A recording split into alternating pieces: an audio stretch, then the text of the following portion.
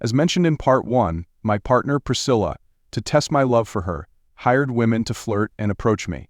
Seeing that I wasn't easily swayed, she might have stubbornly refused to believe that anyone could resist her beauty, so she gave me another test. She challenged me to satisfy her gay friend. I was truly outraged by this crazy idea. How could I, a straight man, possibly agree? The thought alone made me nauseous. Initially, I definitely refused, but under Priscilla's pleading and begging, I relented. Well, more accurately, it was the feelings I had for her that bound me. Here is part 2 of my story. Listen closely. Looking toward the man seated on the bed, I offered a polite smile. Give me a few minutes, I need to freshen up in the bathroom. In the meantime, why don't you pick a music channel on the hotel TV to listen to? He nodded, giving a thumbs up in response. As I entered the bathroom, music started playing from the TV. The first thing I did was rip off the underwear Priscilla had provided, tearing it to shreds and tossing it in the trash. Next, I washed off all the makeup she had plastered on my face. I told myself if Priscilla couldn't see me, then this guy definitely wouldn't care if I fit the role or not. Then I wrapped myself in the white hotel bathrobe and tied it tight. Feeling prepared enough, I stepped out of the bathroom, trying to maintain a calm demeanor. Approaching the bed, I smiled and offered a polite suggestion. Why don't you take off your shoes and lie down to get comfortable? He nodded and did as I suggested, the soft jazz playing from the TV. I adjusted the volume slightly louder to drown out any other sounds that might come from the room. Feeling more composed, I continued, Could you pull your underwear down about 12 inches so we can get started? He looked at me for a moment, a confused look in his eyes, as if he'd just realized this wasn't quite going according to script. But, without objecting, he pulled his underwear down the requested amount. I kept a sufficient distance so that neither of us felt too close. The atmosphere became tense, but he was clearly uncomfortable. You're supposed to tell me when you need to stop, when you're close to the edge, right? I asked, trying to keep my tone casual. He nodded in confirmation. Without saying another word, I began. I slipped the plastic liner into my right hand and took hold of him with it. I avoided any direct skin-to-skin contact at all costs. Then, I used my left hand to pour and empty the entire contents of the hand lotion bottle onto him. At first, I started stroking slowly with the plastic liner, holding the empty bottle in my left hand. I had no intention of touching him with my left hand.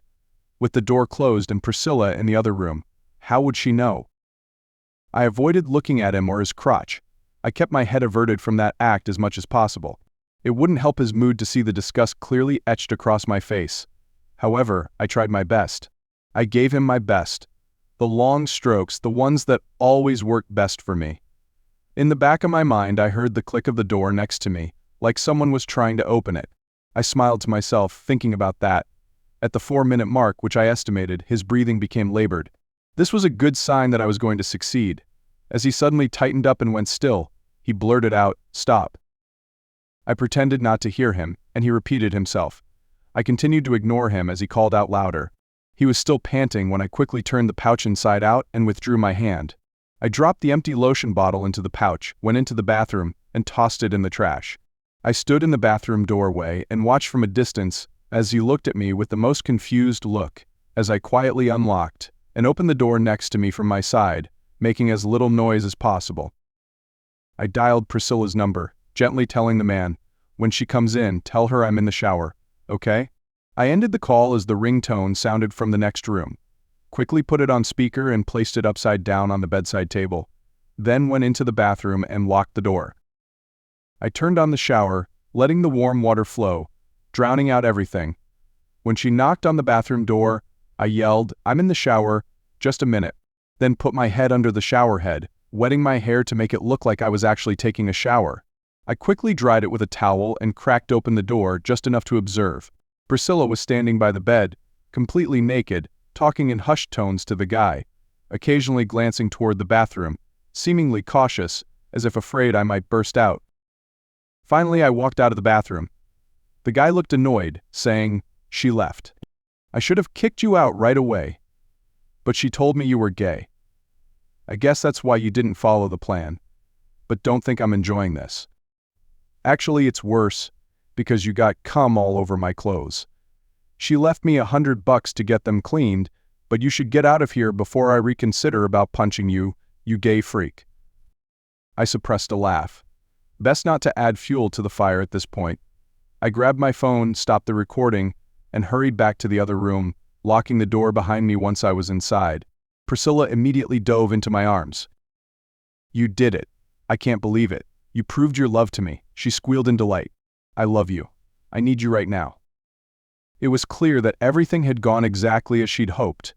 She had no idea I had done only the minimum she'd required, not to mention that I had cleaned off my makeup and tossed the underwear she'd given me before meeting the guy.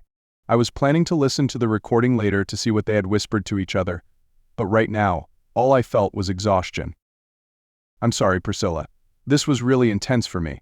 I don't think I'm in the mood for this right now. I just want to get dressed and get out of here," I said, not hiding my fatigue. She frowned, visibly disappointed. "Honey, if you're not up for it, I understand. But at least you could give me oral, right? I'm feeling so turned on." "Honestly, I feel like my stomach is turning," I responded. "I think it's best if we just go home and I settle down." Priscilla's face fell. "You couldn't even finish the challenge?" she said coldly, anger flashing in her eyes. "Maybe I should go back out there, let the guy actually get me off, since you clearly can't." I was stunned and furious, unable to believe what I was hearing. My anger boiled over and I pulled out the unisex underwear Priscilla had provided from the drawer, tossing them into the toilet in a fit of rage. Without holding back, I pissed on them before flushing them down. Putting on my clothes, I spat loudly, facing her. "If at this point, your needs are more important than my disgust, then go for it. Go do whatever you want with that guy or whoever. Feel free. But leave me alone, I'm out of here." "No, Gordon, wait, don't go." Priscilla yelled, but I had coldly grabbed my phone, slammed the door shut, and walked out of the room without looking back. I knew Priscilla would take some time to get dressed before she could chase after me, and honestly I didn't care at that moment. I quickly walked to the parking lot and hid behind a tree, observing from a distance. About 2 minutes later, the guy came out and got into a limousine waiting for him. I saw Maurice in the driver's seat, and in that moment, I realized the whole thing. Maurice must have brought him here before he picked up me and Priscilla. I lingered, watching the car. A few minutes later, Priscilla emerged, frantically searching the parking lot. Then she pulled out her phone, called Maurice, and I saw the limousine turn around. She got in the car, sitting next to the guy. The limousine slowly pulled away from the hotel, carrying her and that guy. I still had a little cash on me, so I went back inside the hotel lobby, ordered a soda and a sandwich to try and calm down. The recording was still on my phone, but I decided to shut it off, avoiding any texts or calls from Priscilla. Sipping my soda, I wondered where I'd go from here, telling myself I wouldn't contact her until I had some time to think things through. Then I hailed an Uber to Walmart, bought a brand new pack of boxer briefs, and then got another Uber back to Stanford. As I walked into the room, I saw Jeff holding his phone, about to call someone. I snatched the phone out of his hand, recognizing it as Priscilla's number, and immediately ended the call. "Jeff, why are you calling my girlfriend? What's up?" I asked, trying to contain my anger. Jeff shrugged, nonchalant. "Nothing, man. She stopped by earlier, gave me $100 to call you as soon as you got back. I don't call her again. Keep the money or give it back to me. I just want to be left alone right now." "Okay, man. I won't call her again, roommate," Jeff replied, giving me a sympathetic look. I walked to my drawer, gathered the rest of the unisex underwear, stuffed them into a garbage bag, and replaced them with my new Walmart boxers. Then I took the garbage bag out to the disposal area, concealing it among the other trash bags. No matter how much they were worth, I was done with them. That night, I tried to sleep, but my mind was heavy, waking up before dawn. As I was getting ready to head out, Jeff looked at me with a questioning expression. "Where are you headed?" he asked. "If you don't know, then it's not my job to explain, is it?" I replied. That morning, after an early breakfast in the cafeteria, I decided to walk around campus to clear my head. The 3.4-mile Stanford Perimeter Trail stretched through the grounds, from Junipero Cerro Boulevard to Quarry Road. Walking along that tree-lined path, I hoped to tire my body enough to sleep soundly tonight.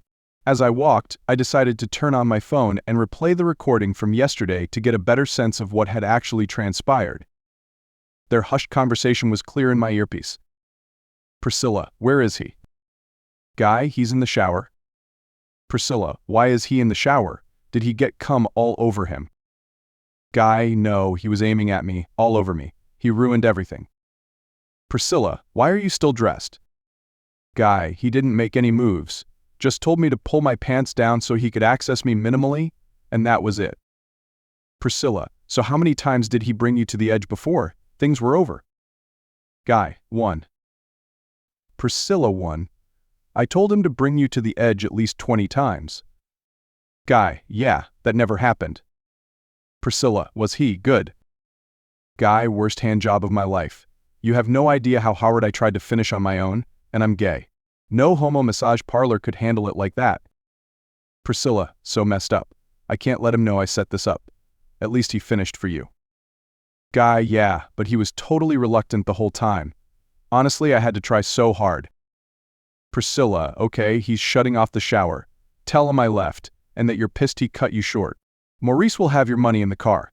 I'm going to spend the night with Gordon. Tell Mom thanks for helping. I'm out. The conversation ends with a gentle door click. I put away my phone, feeling a punch to the gut. The guy was obviously gay, but why him? The whole thing felt completely illogical. Why would Priscilla bring a gay guy into this situation? And why did her mother know about it, even participating in the plan? Thinking back on her mother, I realized she had orchestrated everything as a kind of sick game, and Priscilla was in on it. This made me wonder if this family was even right for me to spend my life with. No matter how wealthy they were, the feeling of manipulation and betrayal made me pull back. I turned off my phone, clearing all Priscilla's messages without reading a single one. I needed some quiet, a release from everything that had just happened.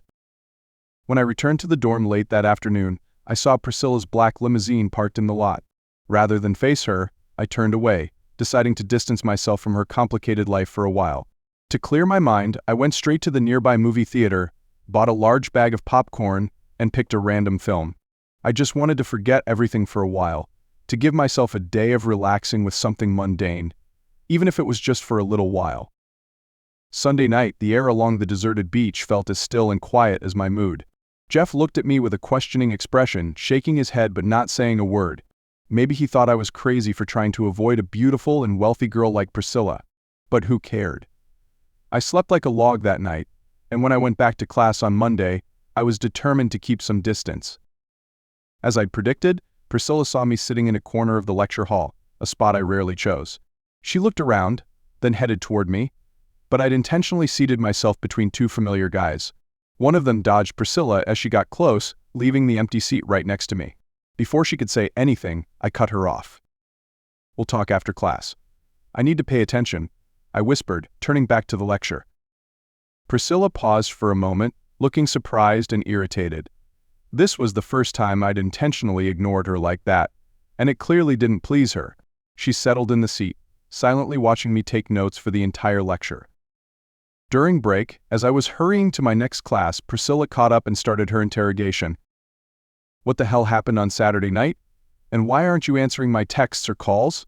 I waited at the dorm all afternoon for you. It was obvious you were avoiding me. I want to know why. Neither of us has time to hash this out right now. You have class in 10 minutes and I have class right after that, I replied calmly. Meet me at IHOP at 6. I'm paying. She frowned. Can't we pick somewhere more private? I'll send the limo for you at 6. How about that? It's your call, Priscilla. If you're not at IHOP at 6, I'll assume you don't want to talk. Have a nice day. I walked away, leaving her speechless.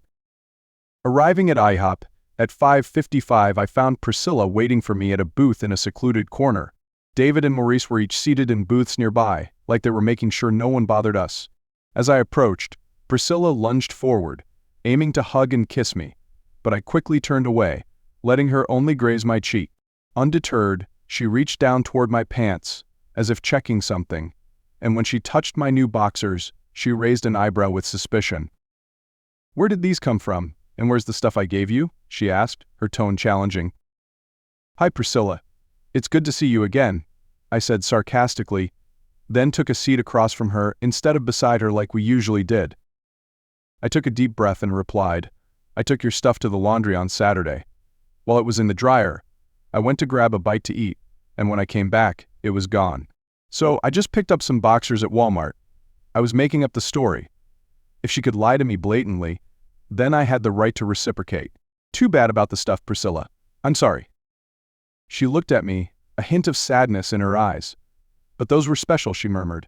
For a moment I even thought she was about to cry, but then she immediately shifted to an interrogative mode. So what about Saturday? Did you walk out just because I wanted to get intimate with you? Not exactly, Priscilla. I walked out because I was about to puke and I was angry because you lied. Is that reason enough? I never lied to you. What are you talking about? She snapped back. Really? I raised my eyebrows. Yes, nothing. Then I'll ask again. You said the guy next door was someone you met on Tinder, right?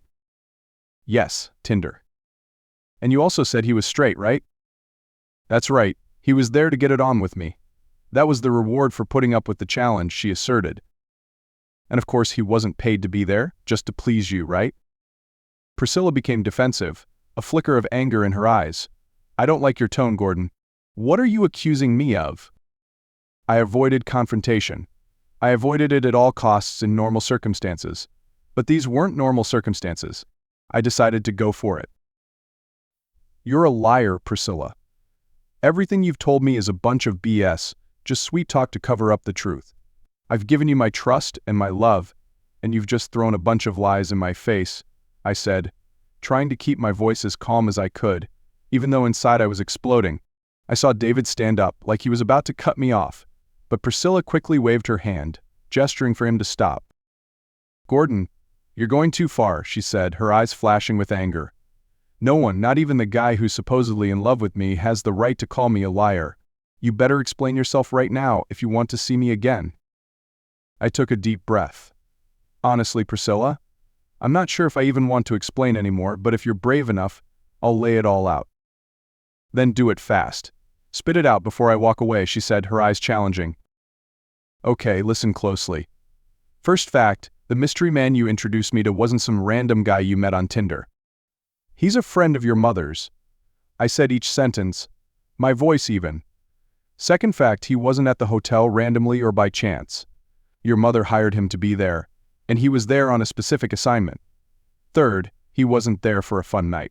Your mother paid him through Maurice, and Maurice is the one who brought him there and will also drive him back.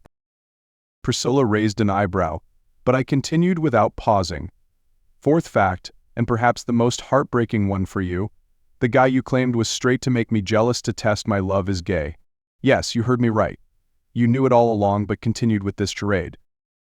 She looked like she'd been struck by lightning, her eyes darting around in shock. Where are you getting these facts? Aren't you just making this up? Frankly, he admitted to everything, Priscilla. He confessed right there in the room that he was there to help your mother with something that she paid him, and that Maurice was going to take him to the airport. And one more thing, I emphasized, keeping my eyes on her. I saw you get into the limousine, leaving the hotel with him. Just how far did they think they could deceive me? She stiffened, her eyes widening. I can't believe he told you all that. Actually, I don't care if you believe it or not, I countered. He said it all right in front of you when you thought I was in the bathroom. You and your mother staged this whole charade, layering lie on top of lie, over and over again, and still thought you could fool me. I placed the $50 bill down on the table and walked out the door, as Priscilla sobbed over my exposure of her lies and deceptions. Daphne went ballistic when Priscilla returned to New York for their next visit. In her fury, Priscilla confronted her mother about the whole Gordon situation. Mom, if you hadn't interfered in my life like this, I'd still have Gordon wrapped around my little finger. You can't stand the idea of someone else being in control of their life, can you? This time you went too far. You're the one who ruined things for me, and you're the one who has to fix it. Are you even listening? Priscilla said, her voice sharper than ever. Daphne waved her hand, unmoved by her daughter's anger. Priscilla, honey, don't make a big deal out of this. Guys like Gordon are a dime a dozen. They're lining up to get a look at someone like you. You don't need him. He's too much trouble, for God's sake. You're wrong, Mom. He's special, you know? Gordon is on track to be valedictorian. There's only one valedictorian at Stanford, and Mom, no amount of money can buy that. You asked me what I wanted for graduation, right? Well, let me make it clear, I want Gordon Laughlin. You do whatever it takes, get him back to me. Daphne sighed, as if she'd heard an unreasonable but familiar request. Okay, my darling Priscilla. I don't worry, Mom will fix things. This is just a misunderstanding, a little spat. Mom will figure it out. When have I ever not figured things out for you? I'll make it right. But God, why can't you be obsessed with something else? A person, how did it come to this? A few days after their visit, gifts from Priscilla started arriving. The first was a brand new laptop, the kind anyone would be thrilled to own. The expensive laptop came with a small note, with just the words "with love from Priscilla Allerton." I only needed to glance at it to understand what it was all about. I immediately taped the box shut, wrote "return to sender," and called the shipping company to pick it up. After the third or fourth time, I got tired and plastered a big notice outside my door. No deliveries for Gordon Laughlin. After 2 weeks, the gifts finally stopped. Did Priscilla think she could buy me off? One May morning, a brand new Dodge Challenger was parked right outside my dorm, and a manila envelope with an invoice was slipped under my door. Inside, the invoice showed the car was paid for and delivered to me, along with the key fob and all the ownership paperwork. I didn't even bother touching the car.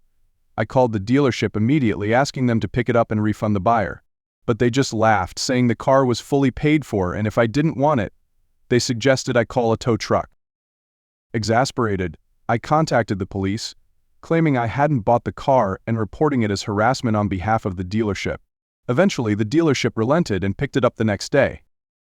So, Priscilla's gifts finally stopped at the end of the month. The whole campus had heard stories about how she was trying to buy me off, but I wasn't for sale. My classmates were curious, even slightly admiring my resolve. As for Priscilla, she kept asking her friends to arrange meetings, but I refused every time. The beginning of June, graduation day, arrived. As valedictorian, I was chosen to give the commencement speech. I spent a few minutes reminiscing about my time at Stanford, sharing memorable lessons, and encouraging my classmates to never stop chasing their dreams. My parents, proud and emotional, took pictures nonstop throughout the ceremony. As I received my Bachelor of Science in Computer Science, I noticed Priscilla had also graduated with a degree in Mathematical Sciences. Maybe that's why we'd been in a few classes together, but now she was just a memory. After graduation, I received a job offer from a large IT company in New York, Grantham Enterprises. The offer stood out from all the others, with a starting salary of $225,000, along with significant benefits and bonuses. The job required me to move to New York, but it was an opportunity I couldn't pass up. After making sure there was no connection between Grantham Enterprises and the Allerton family, I decided to accept the job. Moving to New York, I was lucky enough to find a great little apartment, thanks to a suggestion from the CEO, Gerald Potter. The apartment had its own garage and was close to the office, perfect for my needs and budget. The job went well from the start. Carl Weston, the guy I was replacing, mentored me during the transition, and then I quickly settled into my new role, adapting to the pace and demands of the job. Even with a busy workload, I was able to enjoy my new life with a dream income. Everything was going swimmingly until one Thursday afternoon when I saw Gerald waiting for me in my office. "Hey Gerald, anything urgent that needs my attention? Just got back from lunch, ready to work," I joked, seeing his expression. "Not quite that urgent, Gordon," Gerald chuckled. "Actually, I have a little favor to ask. You've been doing great since you got here, and I think it's time you enjoyed a perk of this position." I raised an eyebrow, surprised, as Gerald continued, "You know, you have membership access to the Metropolitan Club, a prestigious club in New York. Everything there is posh and elegant, no tech, no noise, and it's also where a lot of the elite hang out. I have a close colleague whose niece needs an escort this Saturday night for an art fundraiser. As the only single guy in the company, you're the prime candidate for this date. So, Gordon, will you help me out?" I chuckled, nodding. "Of course, sir. But the thing is, I don't own a tuxedo." "No problem," Gerald winked and handed me a business card for a tuxedo rental store. "You can rent a tux, and the company will reimburse you. But with your current position, you should consider getting one. There will be plenty of occasions where you'll need it." I took the business card, smiling in response. "So, can you tell me anything about my escort? Who is she? Young or old? Pretty or not?" "I'm afraid I haven't met her, so I can't give any details, but she's my colleague's niece, and he said she'll definitely be age appropriate for you.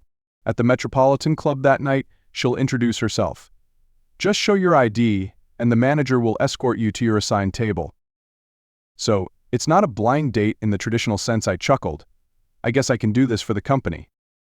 Gerald narrowed his eyes, lowering his voice. "Great. But Gordon, I want you to understand this is a special event, very special.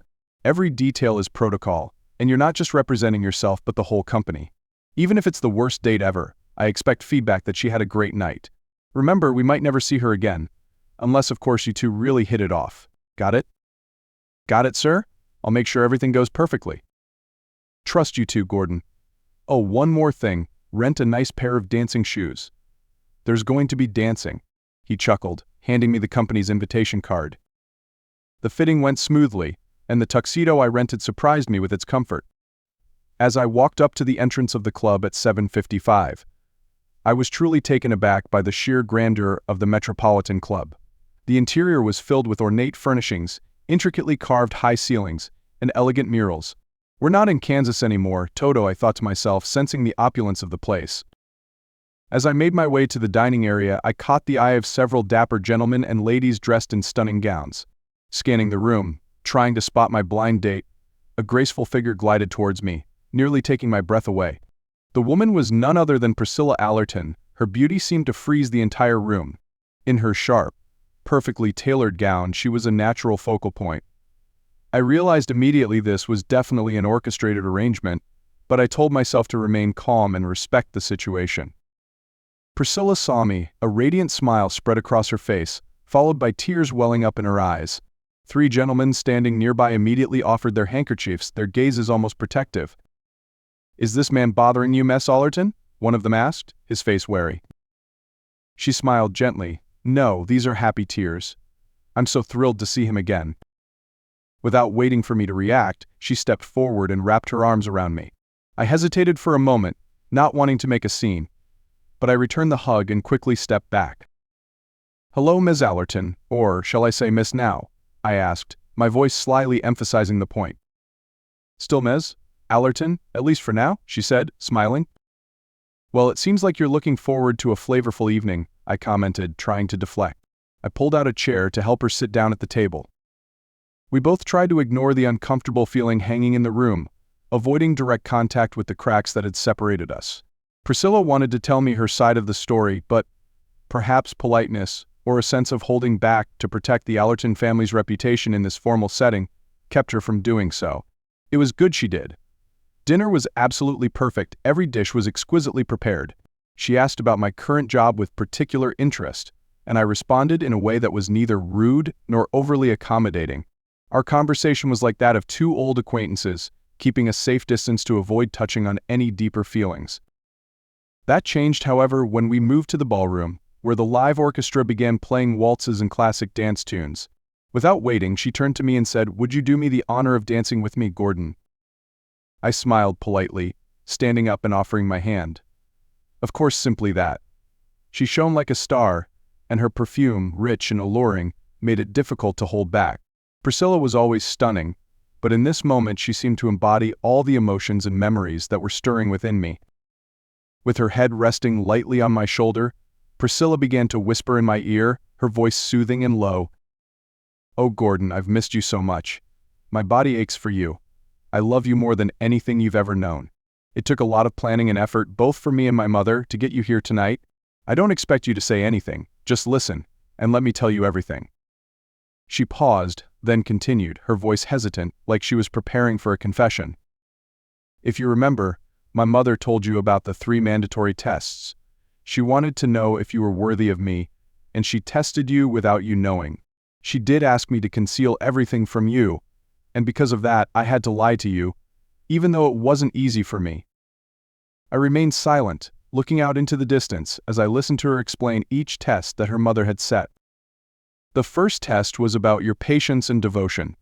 My mother insisted that I temporarily deprive us of intimacy, keep you from reciprocating affection, and see if you would maintain your commitment. Though I know it was cruel, I was proud of you for passing that challenge with patience and dedication." She stopped, gripping my hand tighter, then continued. "The second test was about your faithfulness. Mother tested you by hiring 3 models, blonde, brunette, and redhead, to see if you'd be tempted by their charms. Even though those girls were beautiful, you held back, and that makes me love you even more. You never mentioned them to me, and I know you didn't want me to be worried or jealous." I felt my heart softening, though I didn't want it to. She continued. "The third test is what broke everything. You see, I begged Mom to stop because I'd seen enough. But she was determined and resolute. She wanted you to prove that you could sacrifice to do something that was way outside your comfort zone just to make me happy. She chose a man who was gay so he wouldn't actually hurt you. I couldn't tell you the truth about Eric without ruining the test." Priscilla grasped my hand, her eyes pleading. "I know this sounds crazy, but I loved you so much, and I just wanted to make my mom happy so that we could be together." She pressured me to the point where I couldn't refuse this final test. "But Gordon, I deeply regret it. I wish I had said no from the beginning. Please look into my heart, Gordon. Everything I've told you tonight is true. I love you more than anything, and I beg you to give us another chance. Can you forgive me?" My mind raced, trying to process everything Priscilla had just revealed. Part of me had to admit that what she was saying felt truthful. Had I been too quick to cut her off, not giving her the chance to explain? I hesitated. "Give me some time to think about what you just told me tonight, okay?" She smiled slightly, relief evident in her eyes. "Okay, at least you didn't outright refuse. Take your time, I'll wait." We continued to dance, her gently kissing my neck, an intimacy that seemed to rekindle old flames. Then I hesitated, asking, "Priscilla, you mentioned that your mother had to move mountains to get me here. Can you explain that more?" She looked up at me, a hint of apprehension on her face. "You promise you won't be angry with me? You promise?" "I promise," I nodded, "as long as everything you say is the truth." She squeezed my hand gently, then began, "I swear, from now on it's all truth. The day you decided to cut things off with me, I was so angry and I confronted Mom. I blamed her for everything, that she had made you leave me with her stupid tests. Then I told her she had to fix it, no matter what, get you back to me." Priscilla paused again, then continued, "To get you to New York, she had a friend pull some strings, encouraging Grantham Enterprises to offer you the job, with that amazing salary and benefits. Mom promised to invest capital in the company if they could successfully hire you. And Grantham Enterprises is actually owned by a shell company, which ultimately comes under Mom's control. She did this to force you to move to New York." "And what about the apartment you're living in?" Priscilla went on. "Mom arranged for you to live in that apartment building managed by another one of her companies to make sure you were in a safe and affordable place. My uncle is a close friend of your CEO, Gerald Potter. He used his influence to get you invited to this party, and Gerald has no idea what's going on between you and me." I was speechless, realizing just how far her mother was willing to go to control my life. Part of me felt manipulated, but on the other hand, this was the kind of stuff that wealthy, powerful people often did to get what they wanted. And me? I was settled in my job, I loved New York City, and this life wasn't so bad with someone like Priscilla by my side. "You promised you wouldn't get mad, and you're keeping your word," I said gently, a surprised smile spreading across my face. "Seriously, I'm kind of impressed with your mom's determination. Let's just hope she's as good at patching people up as she is at breaking them apart." Priscilla looked at me, her eyes filled with hope. "Can you forgive me? I love you, Gordon. I want us to have a future together." I smiled softly. "Give me your private number before the night's over. Give me a week or two to really think things through. I promise I'll call you, no matter what the answer is." Priscilla gave me a deep kiss right on the dance floor, like she didn't care who was watching. Then, as we sat down to rest, a few other women came up to ask me to dance. Priscilla encouraged me, and I obliged, politely taking a few older ladies out to dance, while she stayed at the table, rejecting every invitation from the gentlemen. That was a good sign. The evening was actually pretty memorable. She spent the whole night listening to me and cherishing every moment as if it was her last chance to prove her love.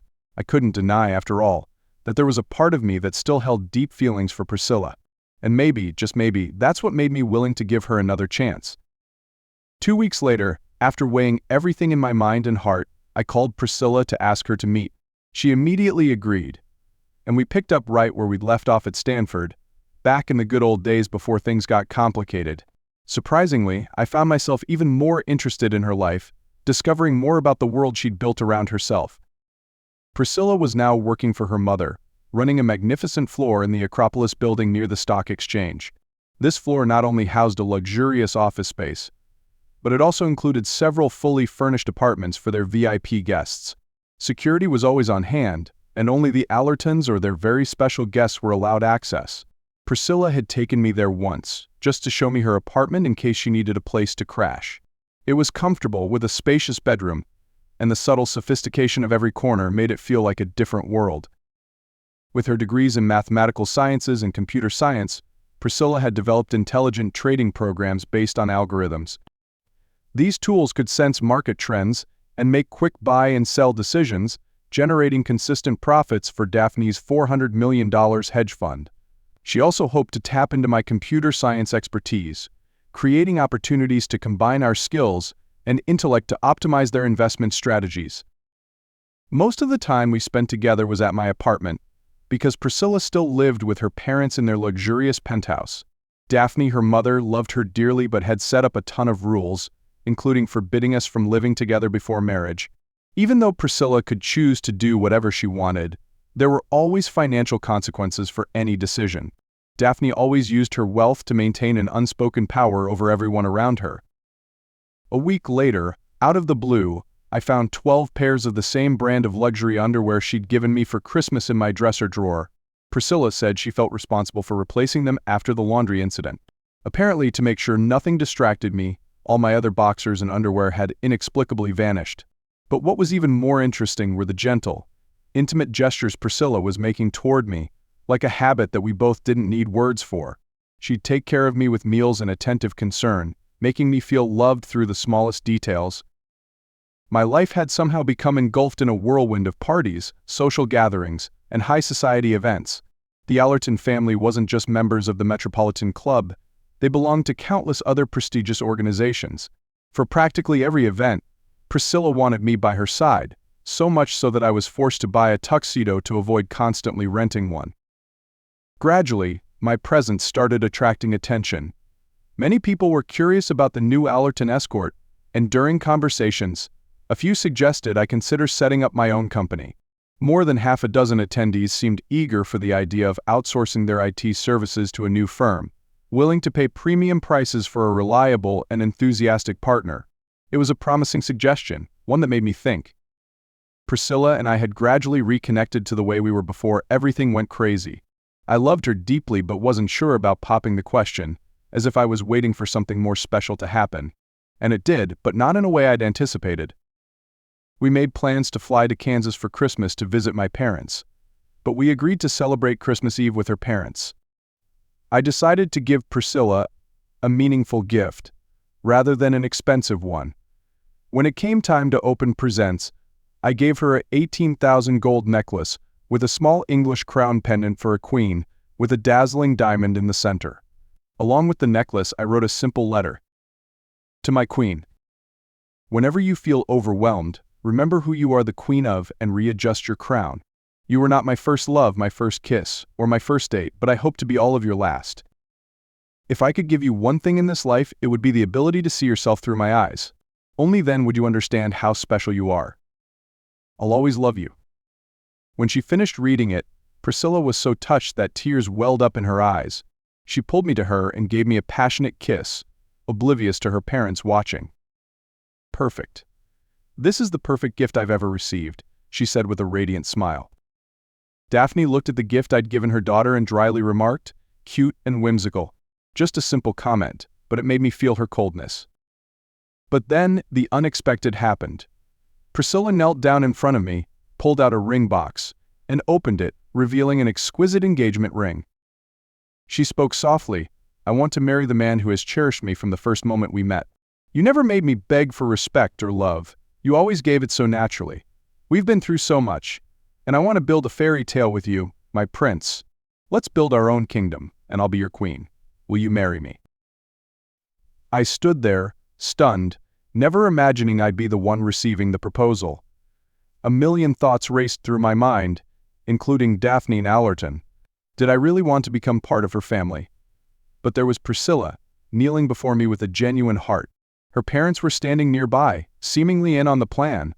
Any hesitation I had left vanished. I'd gone through their brutal tests, and now, there was no question. I slowly took the ring out of the box and placed it on Priscilla's finger. She looked at me with sparkling eyes. I want to hear you say it, she whispered, gently urging me. Okay, I said. Okay, I'll marry you. Priscilla beamed, throwing her arms around me and giving me another passionate kiss. As I did, a thought popped into my head. Great, at least I don't have to stress about choosing the engagement ring. And truthfully, I wasn't financially equipped to choose a ring as extravagant as that one. Anyway, she happily announced, "Now that we're engaged, Gordon will be part of the family, so he'll also have access to the family's private plane. Whenever he needs to go visit his family or wants to take us both to New York to play, just let Mom know in advance to avoid scheduling conflicts." Wonderful, right? The news was met with excitement all around. The wedding date was quickly set for June 10th, which meant we only had about 6 months to prepare.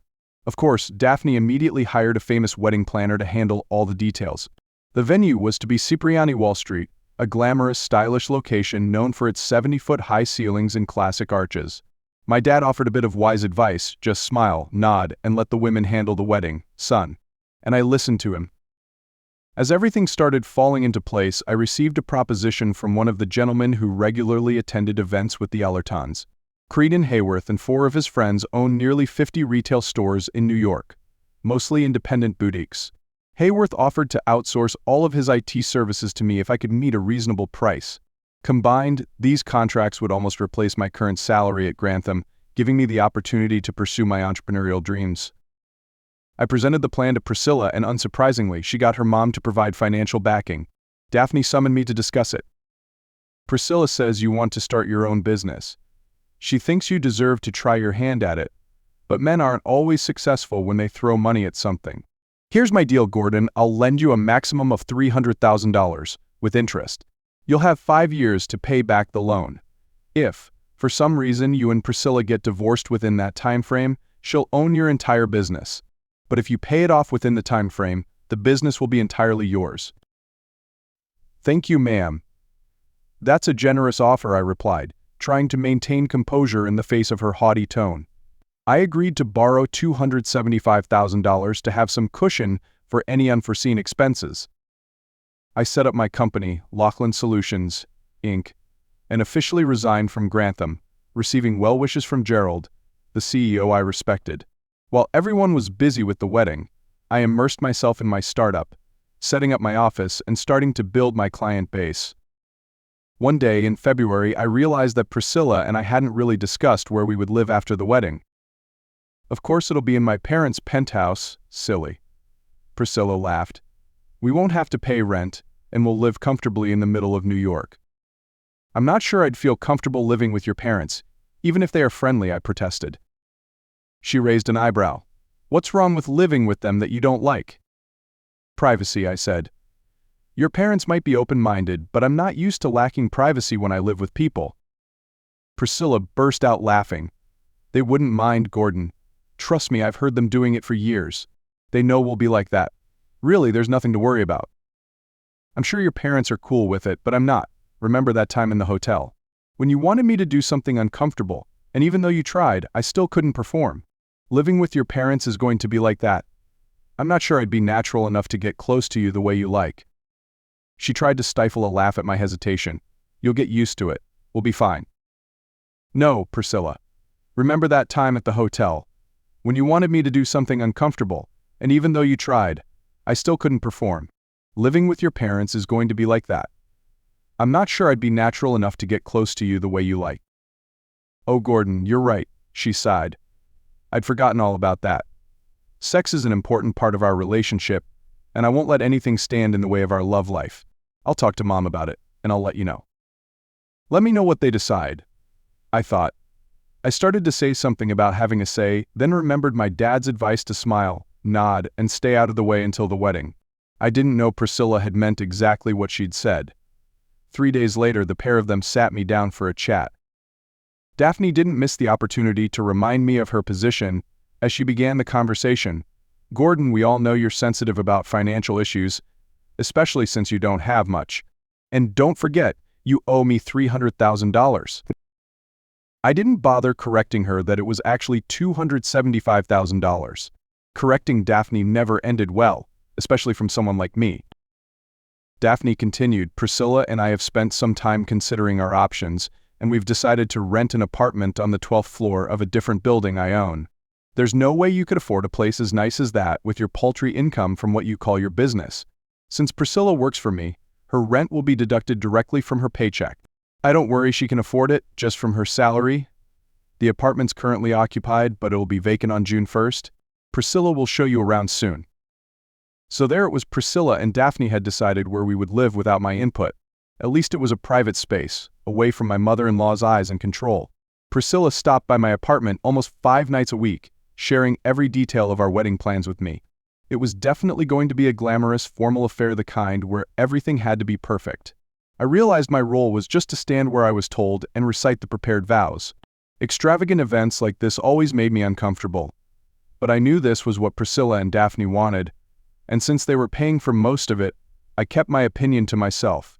My parents, of course, would be arriving on a commercial flight, while the Allerton family's private jet was busy flying around the country, transporting relatives. I'd taken care of my parents' flight tickets, the least I could do. While Priscilla and her mother focused on wedding preparations, I threw myself into building my new business. The early stages are always the hardest, but I quickly found a comfortable rhythm. Everything from managing employees to handling client issues started to fall into place. I hired an independent accountant to handle my books and plan my taxes. With the significant income gap between Priscilla and me, we decided to file separately to avoid any unnecessary trouble. The wedding day finally arrived, and it was a challenge, but mostly for the Allertons. They managed everything, while I just had to do my part. I spent the morning with my parents and only showed up when it was time to take my position. The attendees were the who's who of New York, from the political world to top industry leaders. Aside from my family, I only recognized a handful of people. But I didn't mind, because I knew this wedding was mainly for Priscilla. As the symphony orchestra started playing a familiar melody, I was blown away by her beauty as she walked down the aisle. Priscilla looked absolutely stunning, and I told myself I was so lucky to have her. We went through the traditional rituals, took hundreds of pictures with people I didn't know, but it all became part of the memories of that day. The reception lasted well into the night, with countless dance sets and a flood of well wishes. I danced with almost 50 women, while Priscilla was equally busy with male guests. The extravagant gifts piled up, and the wedding planner had pulled off everything perfectly, just the way Daphne wanted.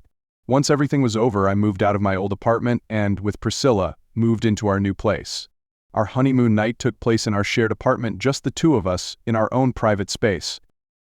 Soon after, we departed for a dream honeymoon in the Maldives, enjoying a vacation with white sand beaches and crystal clear water. The overwater bungalow we stayed in provided incredible meals, scenic views, and all the relaxation we needed after the wedding stress. Those days we loved each other more than ever, and our passion for each other seemed to burn brighter than ever. October arrived and everything changed. Less than 4 months after the wedding, Priscilla started having strange bouts of nausea. Daphne wouldn't let her handle it alone, immediately demanding she go to a doctor. And as expected, Priscilla was pregnant. The news hit me like a shock. We'd agreed to wait a year or two before starting a family. Maybe Priscilla hadn't agreed, or maybe our plans hadn't worked out as expected. Whatever it was, a baby was on the way. Daphne didn't miss the opportunity to remind me of my duties. Now that my daughter's pregnant, your business will have to adjust to make sure she's taken care of. I expect you to support Priscilla throughout her pregnancy and be a good husband. Fortunately, my business was doing well. Thanks to the careful precautions I'd taken, everything was running smoothly. But taking care of Priscilla during this special time wasn't easy. She needed constant attention, and every night before bed, I'd spend time massaging her feet and back. Priscilla gradually became worried about intercourse after she got pregnant, afraid it might harm the baby. Despite reassurance from the doctor, she insisted on limiting it, leaving me with a few intimate options like oral, hand and foot. In a way, this helped us stay connected. Almost every night, Priscilla needed me to pleasure her, and I was willing to do anything for the mother of my child. When Anya Sharon Allerton was born on June 8th with healthy lungs, my heart overflowed with joy. She looked exactly like her mother, and I couldn't have been prouder as I held my beautiful daughter. From the first days bringing Priscilla and Anya home from the hospital, I took on most of the childcare. Priscilla decided against breastfeeding, concerned it might affect her appearance. Although I didn't agree, I respected her decision, and Anya switched to bottles. This allowed Priscilla to rest and recover after giving birth, while I took care of things like diaper changes, nighttime feedings, and often gently carried Anya to a different room to avoid disturbing her wife's sleep.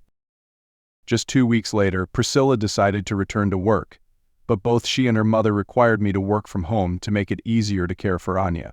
I had offered to hire a nanny and pay for it myself, but both of them firmly declined, saying Anya needed true love from her family, not a stranger. So I adjusted my work schedule to accommodate this, maximizing Anya's sleep time to work online and keep my business running remotely. I truly treasured those breastfeeding hours when I could hold the little baby in my arms. Although Priscilla still made time to play with Anya when she got home, most of the childcare was my responsibility. Rounding out my role as a stay-at-home husband, I also learned to cook and organize meals. Whenever we had to attend a high society event, we hired a nanny, since Daphne would also be present at those events. Those social connections at the parties also helped my business immensely. One day, Priscilla came home with a serious look on her face, telling me that we might have to give up on intercourse. Since giving birth, she'd been having inexplicable symptoms and was diagnosed with interstitial cystitis, which made every time we had sex painful. This was a real bummer for both of us, especially since our love was built on physical intimacy.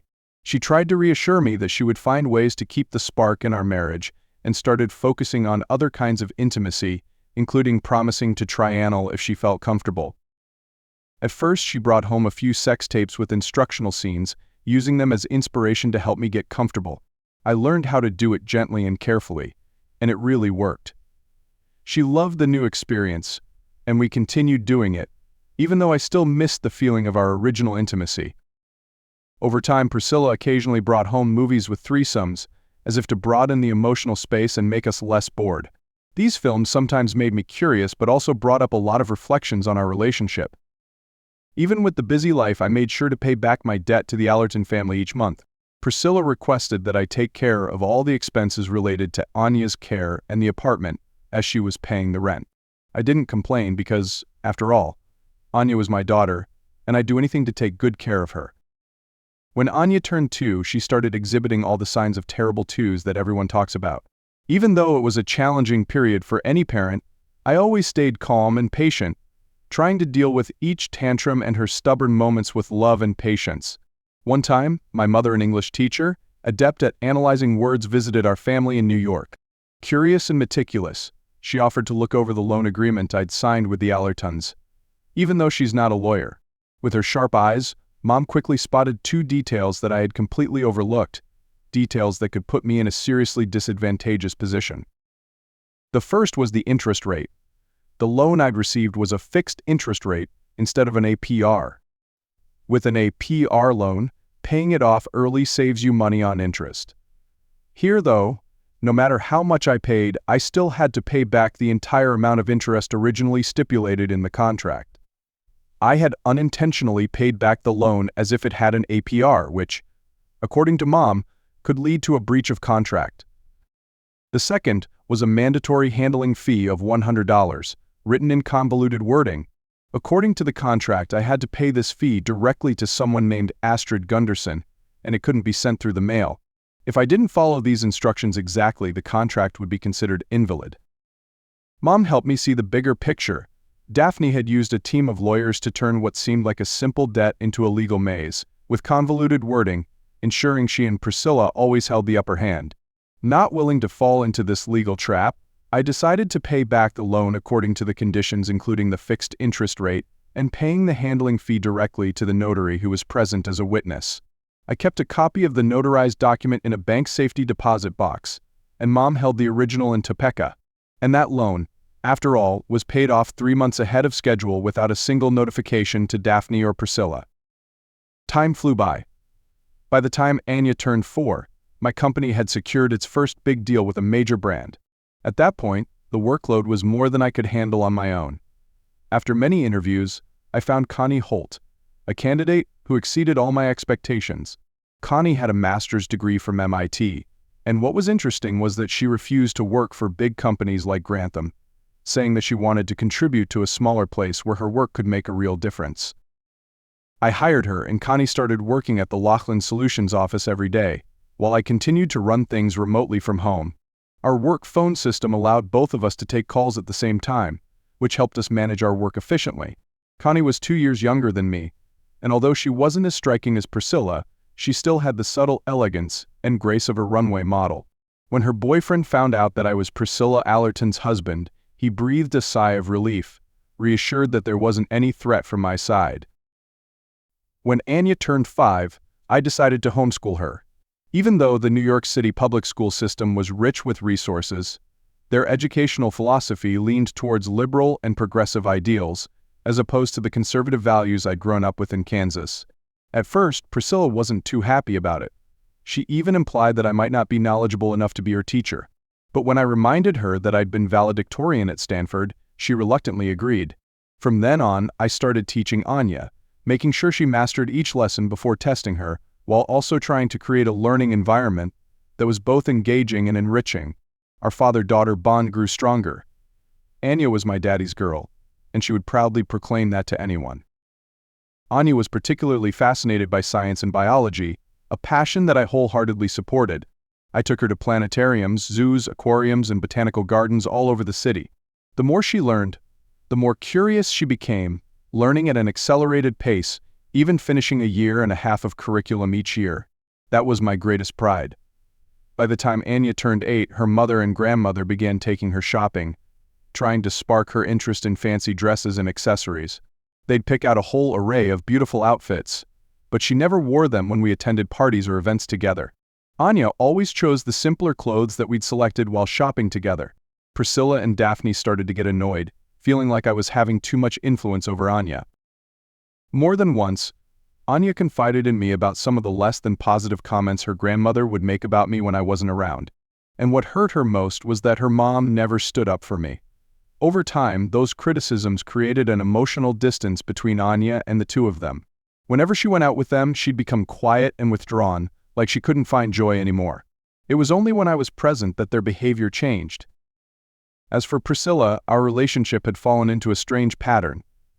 During intimate moments, she often insisted on me bringing her to orgasm while we watched porn, but she'd only let me satisfy myself once afterwards, usually orally. For the most part, I still had to be dressed in underwear, which she always seemed to enjoy. Sometimes she'd lift my underwear for a release for me, and it seemed to please her. My company, Laughlin Solutions, was also steadily growing. We expanded to 6 full-time employees and 2 secretaries, taking on several national contracts. Connie, my trusty partner, took on the responsibility of overseeing the office day-to-day. She was quick, attentive, and everything ran smoothly. Anya often went to the office with me, where everyone loved her for her approachable personality and above-average intelligence. When Anya turned 13, she had achieved the academic level of a high school senior. I knew she would be ready for college in another year. Our father-daughter bond was very close. Even Priscilla would sometimes show jealousy about it, but she never made any effort to improve her relationship with our daughter. Still, she had declared that when Anya turned 16, she would take over shaping Anya's personality, claiming that this was a woman's job. One Friday night, Priscilla suggested that I take Anya to visit her grandparents in Topeka because she had to work the weekend in her private penthouse office on the top floor of the Acropolis building. It sounded reasonable, so Anya and I packed our bags and headed to the hangar around 6 p.m., planning to have dinner on the plane. But when we arrived, Maurice, the Allerton family driver, said the private jet was experiencing engine trouble and needed repairs for the entire week. He offered to drive us to the nearest commercial airport. As we were driving to the airport, I received a text from an unknown number. At first, I was going to delete it, but then I saw an image attached. The picture showed Priscilla passionately kissing another man I didn't recognize. Under the image was written, "Your wife is currently with this man in her apartment in the Acropolis building. Would you like to know what they're doing? Please don't reveal how you got this information. Your friend." In an instant, everything inside me was turned upside down. This is part 2 of my story. I'll be updating soon with the rest of it. Don't forget to subscribe and leave a comment. Thanks, guys.